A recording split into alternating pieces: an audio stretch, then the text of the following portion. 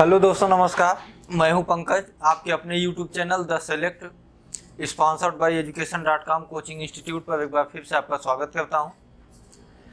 दोस्तों, हम लोग जीएस पढ़ रहे थे और जीएस का सिलसिला आके रुका था मौर्य वंश, जहां से समाप्त होता है। आज पढ़ेंगे हम लोग मौर्योत्तर काल। मौर्योत्तर काल में थोड़ा सा इतिहास आपको कठिन होगा। कठिन इसलिए होगा कि एक ही साथ कई राजवंशों को आपको पढ़ना है। देखिए, भारतीय इतिहास की कुछ ऐसी विशेषता ही रही है कि मौर्य काल के बाद जब मौर्योत्तर काल आएगा तो एक साथ कई राजवंशों का शासन होगा, और जब कई राजवंशों का शासन होगा, एक साथ कई राजवंशों को पढ़ना पड़ेगा, तो वहाँ इतिहास थोड़ा सा कठिन होगा। लेकिन जैसे मौर्योत्तर काल समाप्त होगा वैसे आप पढ़ेंगे गुप्त काल, फिर एक ही वंश लेके आपको चलना है, तो वहाँ फिर इतिहास आसान हो जाता है। लेकिन वैसे जैसे ही गुप्त काल समाप्त होगा फिर से गुप्तोत्तर काल आएगा, वहाँ भी एक साथ कई राजवंश पढ़ेंगे, फिर वहाँ भी इतिहास थोड़ा सा कॉम्प्लिकेटेड होगा। तो आज देखिए, मौर्योत्तर काल और गुप्तोत्तर काल सवाल तो कम आते हैं, लेकिन चूंकि अब यहाँ का इतिहास हमको पढ़ना है तो थोड़ा सा समझ विकसित करनी होगी। पहले एक साथ हमको ये समझना होगा कि कैसे एक साथ कई राजवंश एक साथ सत्ता में हैं। देखिए, इसके लिए एक उदाहरण हम ऐसे लेते हैं। आप लोग बरगद का पेड़ देखे होंगे, विशाल होता है। जब तक एक विशाल बरगद का वृक्ष है तो उस वृक्ष के नीचे अन्य कोई भी प्रकार की झाड़ियां या छोटे पौधे, पेड़ पौधे उगना मुश्किल हो जाता है। लेकिन जैसे ही एक बड़ा बरगद का पेड़ टूट कर गिर जाता है, बिखर जाता है, समाप्त हो जाता है या उसका पतन हो जाता है, उस बरगद के पेड़ के नीचे एक साथ कई घास फूस, पेड़ पौधे छोटे बड़े उदित होते हैं। उसी तरीके का कुछ इतिहास भारत में मौर्यों की समाप्ति के पश्चात यानी मौर्यों के पतन के पश्चात है, या यूं कहें कि इसी तरीके का कुछ इतिहास गुप्तों के पतन के पश्चात है।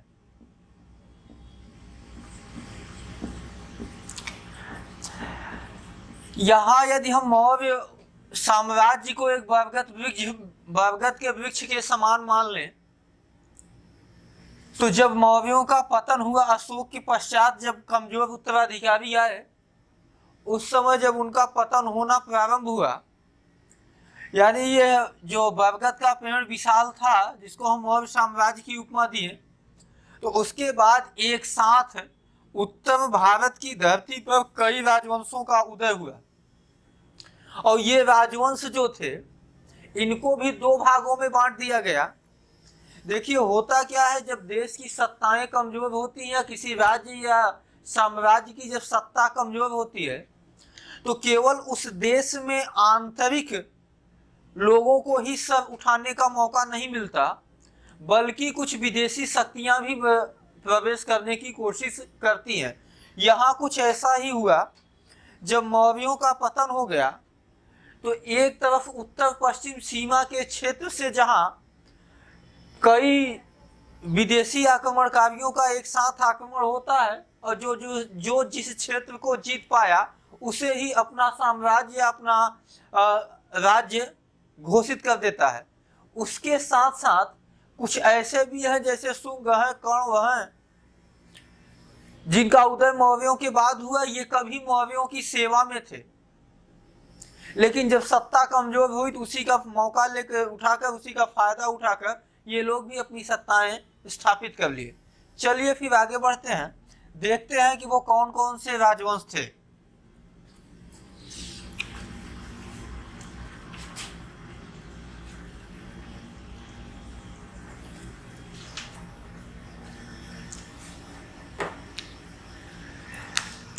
तो मौर्योत्तर काल में भारत का इतिहास मैंने कहा दो भागों में बढ़ जाता है।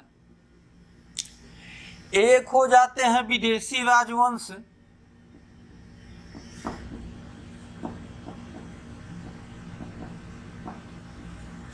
और जो दूसरा होता है वो देशी राजवंश।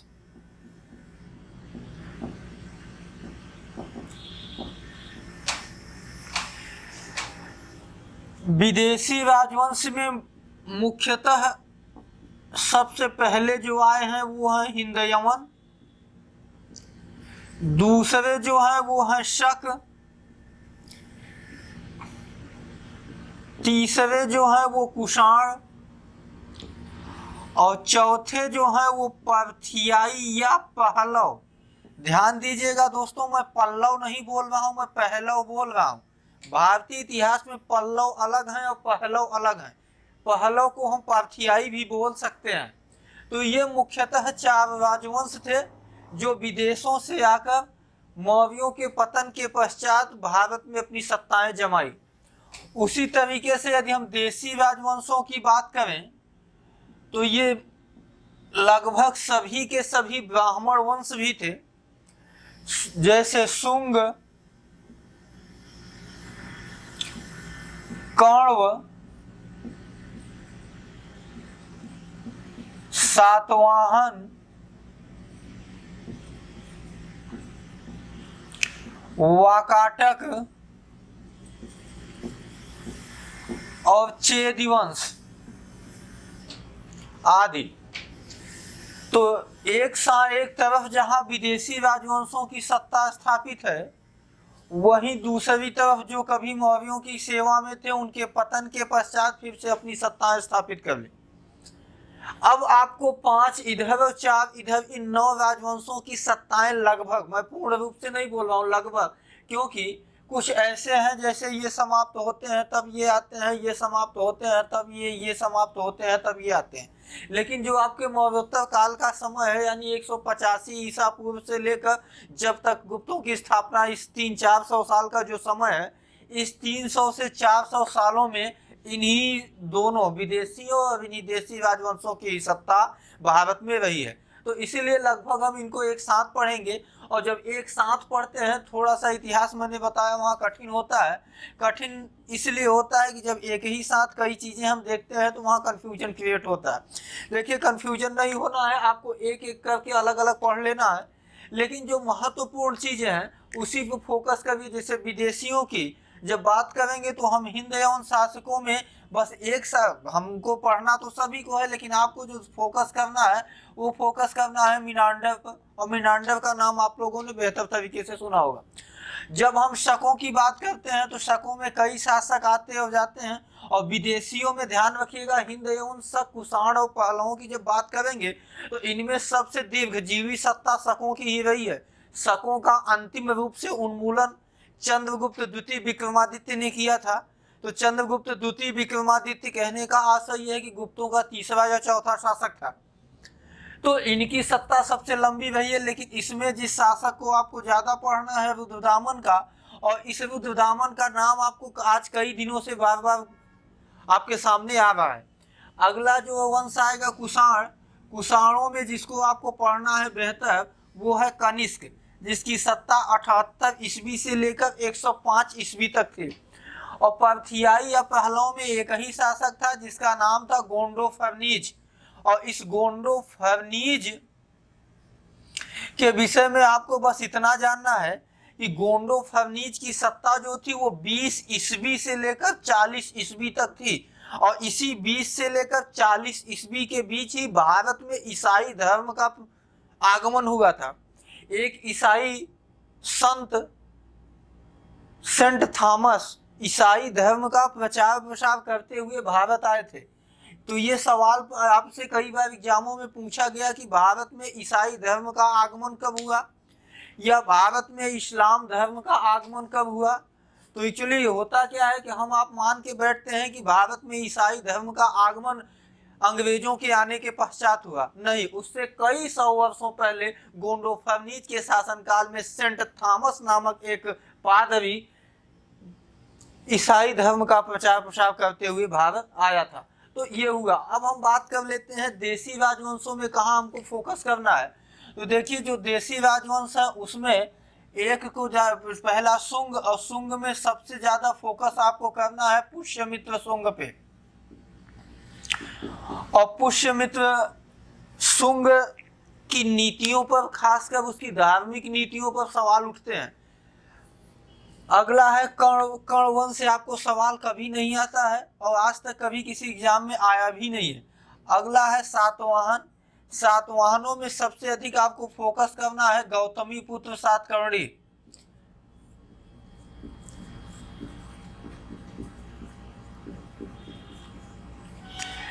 वाकाटक। वाकाटकों में आपको याद रखना है रुद्रसेन द्वितीय को, जिसका विवाह हुआ था प्रभावती गुप्ता से, और यह प्राकृत भाषा का विद्वान था, इसने पुस्तकें भी लिखी हैं। और चेद वंश में आपको एक ही शासक जिसका नाम था खारवेल, वही खारवेल जिसने हाथी गुम्फा अभिलेख उत्कीर्ण करवाया था। और इसी हाथी गुम्फा अभिलेख से न केवल चेद वंश खारवेल की जानकारी मिलती है, बल्कि मैंने नंद वंश पढ़ाते समय बताया था कि उससे महापद्मनंद के विषय में भी उल्लेख मिलता है। तो चलिए अब हम लोग हेडिंग लगाते हैं विदेशी राजवंशों में पहला हिंदयवन की। नोट कर लीजिए आप लोग इसे। विदेशी राजवंश और विदेशी राजवंश में पहला आपको हेडिंग लगाना है हिंदयवन।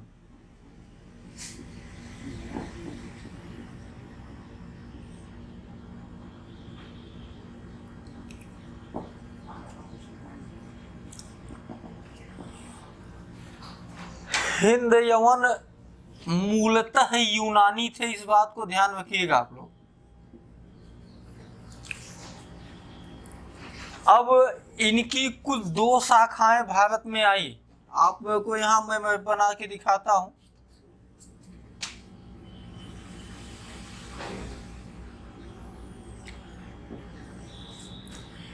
तो हिंदयवनों की कुल 2 शाखाएं भारत में आई हैं। नंबर 1 जिसको कहा जाता है डेमेट्रियस, और दूसरे को कहा जाता है यूक्रेटाइड्स। नाम थोड़ा कठिन मिल रहा है, कारण ये है कि ये विदेश से भारत में आया। विदेशियों का नाम हमारी आपकी संस्कृति के हिसाब से थोड़ा कठिन ही पड़ता है। तो चलिए, अब एक वंश था डेमेट्रियस और दूसरा था यूक्रेटाइड्स। हिंदयवनों की 2 शाखाएं मैंने कहा भारत आई। देखिए, जो पहला भारत पर आक्रमण करने वाला यूनानी था उसका नाम था डेमेट्रियस, और ये भारत की पश्चिमोत्तर सीमा, आइए मैप में देखिए, यदि हम पश्चिमोत्तर सीमा की बात करें तो यही जो आज पाकिस्तान के क्षेत्र में, तो उसने भारत की पश्चिमोत्तर सीमा पर आक्रमण किया। पश्चिमोत्तर सीमा पर आक्रमण किया और पश्चिमोत्तर सीमा के कुछ भाग को जीत लिया, और जीतने के पश्चात इसने अपनी राजधानी शाकल बनाई। राजधानी अंतर करिएगा। अब यहाँ से मौर्योत्तर काल से आप देखेंगे, पीछे प्रीवियस ईयर के पेपर में राजधानियां खूब पूछी जाती हैं कि कौन से राजवंश की कौन सी राजधानी थी। तो डेमेट्रियस पहला हिंदयवन था जिसने भारत की पश्चिमोत्तर सीमा पर आक्रमण किया और उसके कुछ क्षेत्र को जीतकर शाकल को अपनी राजधानी बनाया। चूंकि जीता डेमेट्रियस था, इसीलिए इस डेमेट्रियस की मृत्यु के पश्चात इस वंश का नाम ही पड़ गया डेमेट्रियस। लेकिन मूलतः ये कौन थे? हिंदयवन थे। दूसरा जो हिंदयवन था भारत आने वाला, वो था यूक्रेटाइड्स। इसने भी भारत के कुछ पश्चिमोत्तर क्षेत्र के कुछ हिस्से को जीता। पश्चिमोत्तर क्षेत्र के कुछ हिस्से को जीता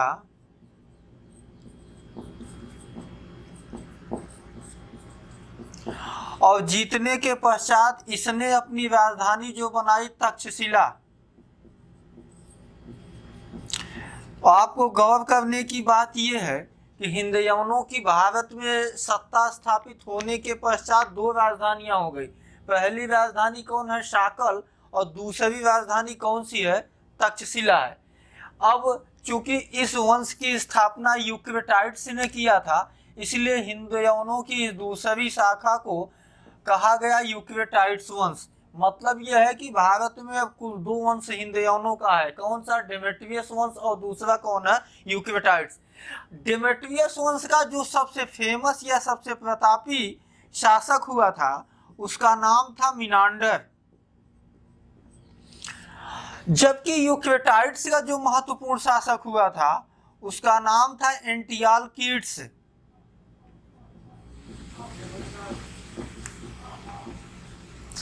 अब आपको इन्हीं दोनों के विषय में पढ़ना है। पहला पढ़ना है किसके विषय में? मिनांडर, और दूसरा जो पढ़ना है वो आपको एंटियालकीड्स के विषय में पढ़ना है।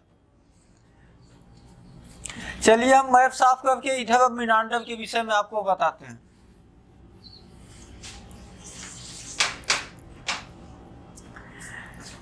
मिनांडर किस वंश का है? डेमेट्रियस वंश का। मिनांडर के विषय में जानकारी का स्रोत, जानकारी के स्रोत 2 हैं। नंबर 1, एक अभिलेख प्राप्त हुआ है जिसको कहते हैं हम रेह का अभिलेख, और इस अभिलेख से मिनांडर के भारत से बाहर कुल मिला के अंतरराष्ट्रीय व्यापार के विषय में उल्लेख मिलता है। तो रेह अभिलेख से कहने का आशय यह है कि मिनांडर के विदेशी व्यापार या बाह्य व्यापारों के विषय में जानकारी मिलती है। लेकिन दूसरी जो महत्वपूर्ण स्रोत है वो एक पुस्तक है जिसका नाम है मिलिंद पन्हो पुस्तक। अब इस पुस्तक में क्या है, इस पुस्तक को किसने लिखा है, यह पुस्तक किस भाषा में लिखी गई है, यह पुस्तक किस शैली में लिखी गई है, ये सारी चीजें आपको एग्जाम में पूछा गया है। तो देखिए, मिलिंद पन्हो नामक पुस्तक के जो लेखक हैं उनका नाम है नागसेन।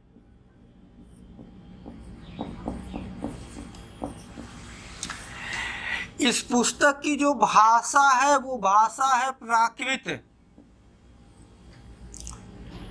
और इस पुस्तक को लिखा गया है प्रश्नोत्तर शैली में। मतलब कहने का कि प्रश्न है फिर उसका उत्तर है। अब लास्ट सवाल ये है कि इस पुस्तक में उल्लेख क्या है, तो इस पुस्तक में हिंद यवन शासक या डेमेट्रियस वंशीय शासक मिनांडर और बौद्ध भिक्षु नागसेन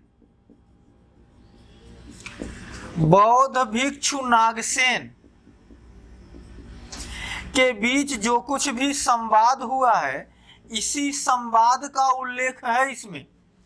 कहने का आशय यह है कि मिनांडर बौद्ध भिक्षु नागसेन से बौद्ध धर्म से संबंधित सवाल पूछता है और उन सवालों के जवाब बौद्ध भिक्षु नागसेन देता है। मैंने कहा कि यह पुस्तक प्रश्नोत्तर शैली में लिखी गई है, अर्थात प्रश्न किसके हैं? मिनांडर के, और उत्तर किसके हैं? नागसेन के। इसीलिए कहा गया कि यह पुस्तक प्रश्नोत्तर शैली में लिखी गई है। अब देखिए, मिनांडर एक विदेशी शासक था, इसका मतलब उसकी संस्कृति, उसका धर्म अन्य देशों से संबंध रखता था। लेकिन जब वो भारत में आया तो उन दिनों भारत में मौर्यों के समय आपको पता है कि बौद्ध धर्म लगभग अपने उत्थान पे था। तो जिस वो भारत में आया तो बौद्ध धर्म के को देखा सुना, तो उसने नागसेन से ही बौद्ध धर्म के इस विषय में सवाल पूछा, और उन सवालों का जवाब नागसेन ने बड़ी तत्परता से बेहतर तरीके से दिया। यानी कि मिनांडर के अंदर जो भी उत्सुकता थी बौद्ध धर्म को जानने के लिए, वह उत्सुकता उसकी समाप्त हुई, उसे अपने प्रश्नों का जवाब मिला, जिसके कारण मिनांडर इतना प्रभावित होता है कि वह बौद्ध धर्म ग्रहण कर लेता है। देखिए, वह पहला विदेशी शासक जो वह भारत में आकर बौद्ध धर्म ग्रहण करता है वो कौन सा है? मिनांडर। तो मिनांडर के विषय में इतना जानिए। एक बात और, भारत में मैंने कहा था कि सिक्कों का प्रचलन किसने किया था? हिंद यवनों ने। तो हिंद यवनों में किस शासक ने किया था? वो मिनांडर ही था। तो भारत में सिक्कों का प्रचलन, ये भी याद रखिएगा। लेकिन अभी जब हम लास्ट टॉपिक ये लेंगे कि भारत पर हिंद यवनों का क्या क्या प्रभाव पड़ा, यानी उनकी संस्कृति और तत्कालीन भारतीय संस्कृति के मिलन के कारण नई चीज़ों, किन किन नई चीज़ों का विकास हुआ, तो वहाँ पर हम बताएंगे। लेकिन सिक्कों का प्रचलन आप अभी सिर्फ इतना याद रखिए कि वो किसने करवाया था, मिनांडर ने। तो ये हो गया डेमेट्रियस वंश, और डेमेट्रियस वंश का प्रतापी एवं प्रसिद्ध शासक मिनांडर, और मिनांडर के विषय में जो भी जानकारी है वो आपके सामने हो गई है। चलिए अब आप लोग हेडिंग लगा लीजिएगा, यूक्रेटाइड्स वंश।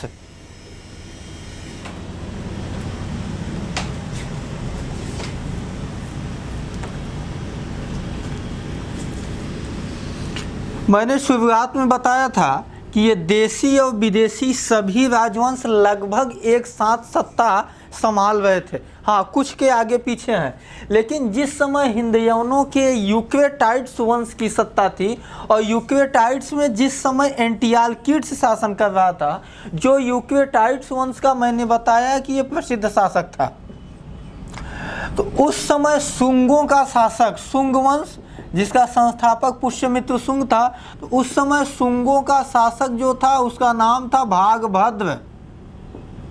तो कहने का आशय यह है कि हिंदयवन शासक या यूक्रेटाइड्स वंश का शासक एंटियालकिड्स और शुंग वंश का शासक भागभद्र एक दूसरे के समकालीन थे। एंटियालकिड्स तक्षशिला पर शासन कर रहा था, तो शुंग शासक भागभद्र पाटलिपुत्र और अपनी एक और राजधानी बनाया था जिसका नाम था विदिशा, और विदिशा मध्य प्रदेश में है। आपको याद रखने की बात यह है कि वह कौन शासक था शुंगों का जिसकी दो दो राजधानियां थी, तो वो भागभद्र था। पहली राजधानी पाटलिपुत्र जो पुष्यमित्र शुंग के ही समय से चली आ रही थी, जबकि दूसरी जो राजधानी थी वो विदिशा थी जिसे भागभद्र ने बनाया था। तो हुआ क्या था, एंटियालकिड्स जो यूक्रेटाइड्स वंश का शासक था, इसने अपना एक राजदूत भेजा। किसके दरबार में? भागभद्र के दरबार में। राजदूत का नाम था हेलियोडोरस। तो एंटियालकिड्स ने अपने हेलियोडोरस नामक राजदूत को शुंग वंशीय शासक भागभद्र के विदिशा स्थित दरबार में भेजा था। याद रखिएगा, न कि पाटलिपुत्र में। जब हेलियोडोरस भागभद्र के विदिशा स्थित दरबार में पहुंचता है, और मैंने आपको बताया था कि जितने भी मौर्यों के पश्चात देशी राजवंशों की सत्ता स्थापित होगी वो लगभग सभी ब्राह्मण वंश होंगे। उनका संबंध, अगर वर्णों की बात करें तो उनका संबंध ब्राह्मण से था, न कि क्षत्रियों से। और ब्राह्मण धर्म के अधिकतर शासक जो थे वो या तो भागवत धर्म, जिसको हम वैष्णव धर्म भी कहते हैं, इन्हीं को मानने वाले थे।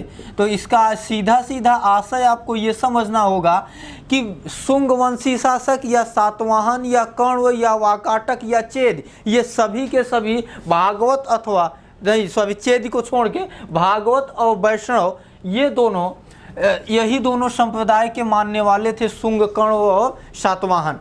तो चलिए हम आगे बढ़ते हैं। तो जब हेलियोडोरस भागभद्र के विदिशा स्थित दरबार में पहुंचता है, तो वहाँ भागवत और वैष्णव धर्म की अपनी परंपराएं देखता है और वहाँ के रीति रिवाज देखता है, और इस संबंध में वह भागभद्र से बातचीत भी करता है। और इस बातचीत के दौरान हेलियोडोरस वैष्णव धर्म से प्रभावित होता है,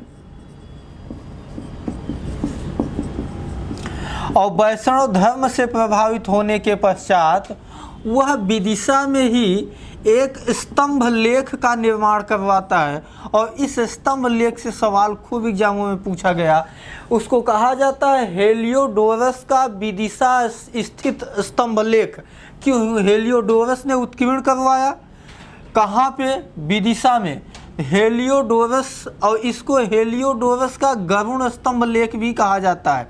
अब सवाल ये गरुण कहाँ से आ गया?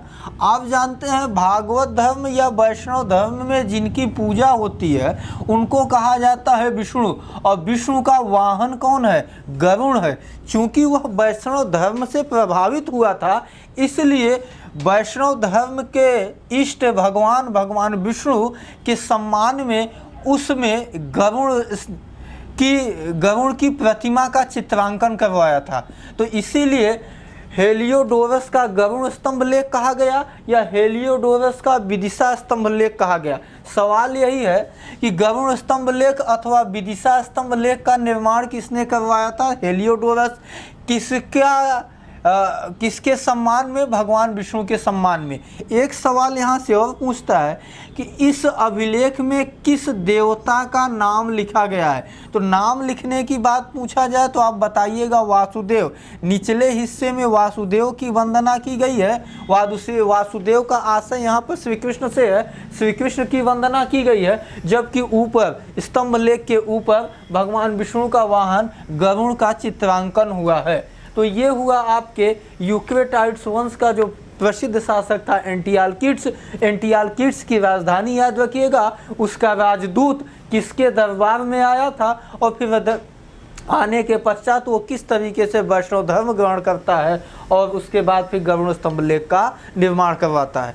अब हम एक हेडिंग और देखेंगे इसमें कि भारत में हिंदयवनों के आने के पश्चात उनके क्या क्या प्रभाव पड़े या कौन कौन सी नई चीज़ों की शुरुआत हुई। तो हेडिंग लगा लीजिएगा, हिंदयवनों का भारत पर प्रभाव।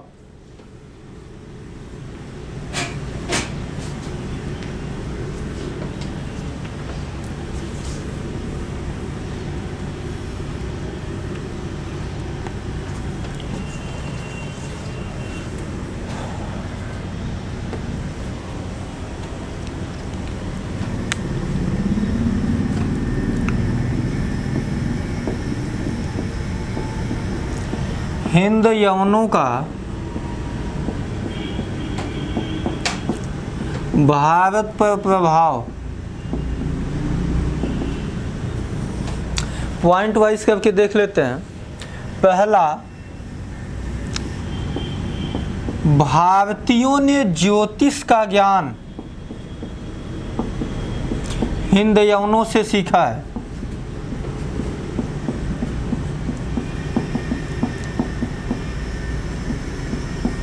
इसका मतलब ये है कि भारत में जो कुछ भी ज्योतिष से संबंधित ज्ञान है वो भारतीयों ने किससे सीखा है? हिंदयवनों। यानी हिंदयवनों की भारत में सत्ता स्थापित हुई तो हिंदयवनों ने ही ज्योतिष को भारत में फैलाया या भारतीयों ने उसे देखकर उनसे सीखा। दूसरी बात यह है कि मुद्रा का प्रचलन या जिसे हम कहते हैं सिक्कों का प्रचलन, ये हिंदयवनों ने प्रारंभ किया। और हिंदयवनों में मैंने अभी बताया वो शासक था मीनांडर, और इनके द्वारा जो जारी किए गए सिक्के थे वो सोने के सिक्के थे। तो भारत में स्वर्ण सिक्कों का आविष्कार या मुद्रा का आविष्कार या सिक्कों का प्रचलन सर्वप्रथम किसके शासनकाल में हुआ? हिंदयवन शासक मीनांडर के शासनकाल में हुआ।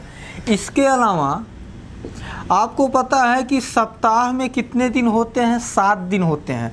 तो एक सप्ताह में 7 दिन या 7 दिनों को मिलाकर एक सप्ताह माना जाएगा या उसकी गणना एक सप्ताह में होगी। इसकी शुरुआत भी हिंदयवनों ने किया है। अब आप कहेंगे कि ये तो पूरी दुनिया में माना जाता है, तो दुनिया को सप्ताह में 7 दिन होंगे या 7 दिन के आधार पर ही एक सप्ताह बनेगा, ये चीज़ किसने दिया है? हिंदयवनों ने दिया है। आगे चलिए, नक्षत्र को देखकर या नक्षत्रों के आधार पर मौसम का ज्ञान या मौसम के विषय में भविष्यवाणी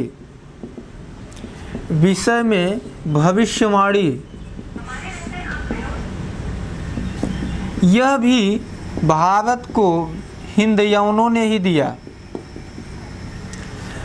और लास्ट है यवनिका पर्दा। यवनिका पर्दा इसलिए नाम पड़ा क्योंकि इस कौन दिया है? यवनों ने, यानी हिंदयवनों ने। देखिए, रंगमंच हो या कोई नाटक हो तो उसमें जिस प्रकार के पर्दे का प्रयोग किया जाता है, इस पर्दे की परंपरा की शुरुआत किसने किया? भारत में हिंदयवनों ने। ये 5 पॉइंट आप याद रखिएगा। ये 5 पॉइंट एग्जाम में खूब पूछे गए हैं। एक एक करके ज्योतिष का ज्ञान भी, मुद्रा का प्रचलन, सप्ताह की गणना, 7 दिन में नक्षत्रों के आधार पर मौसम के विषय में भविष्यवाणी और यवनिका पर्दा। यवनिका पर्दा वर्ष 2015 एसएससी में भी पूछा गया सवाल है, इसलिए इस सारी चीज़ों को आप ध्यान में रखिए। तो चलिए, हिंद यवनों में, या हम यूँ कहें मौर्योत्तर काल में विदेशी राजवंशों की जो पहली सत्ता हिंद यवनों की थी वह यहीं से समाप्त होती है, और यह वीडियो भी हम यहीं से समाप्त करते हैं। और अगला जो वंश होगा, अब हम पढ़ेंगे शकों के विषय में। तो शक, कुषाण, पार्थियाई और पहलव, इनको एक साथ में पढ़ेंगे। उसके बाद जो देसी राजवंश हैं, यानी शुंग हैं, कण्व हैं, सातवाहन हैं, वाकाटक हैं, चेदी हैं, हम इनको एक साथ पढ़ेंगे। तो कहने का आशय ये हुआ कि मौर्योत्तर काल की अभी आपको 2 वीडियो और मिलने वाली है। ठीक है, अगर चीज़ें समझ में आ रही हैं, हम लोगों का काम पसंद आ रहा है, तो आप लोग चैनल को भी ज़्यादा से ज़्यादा सब्सक्राइब करें, अपने दोस्तों में भी शेयर करें, कमेंट करें, और जो कुछ भी अपना सुझाव देना चाहते हैं वो सुझाव भी दे सकते हैं। बाकी मैथ, इंग्लिश और हिंदी की वीडियो पढ़ी रही हैं, और हमारे राजेश सब मेहनत करके आपको बेहतर से तरीके से मैथ पढ़ाई रहे हैं। ठीक है, थैंक यू, सपोर्ट मिलना चाहिए।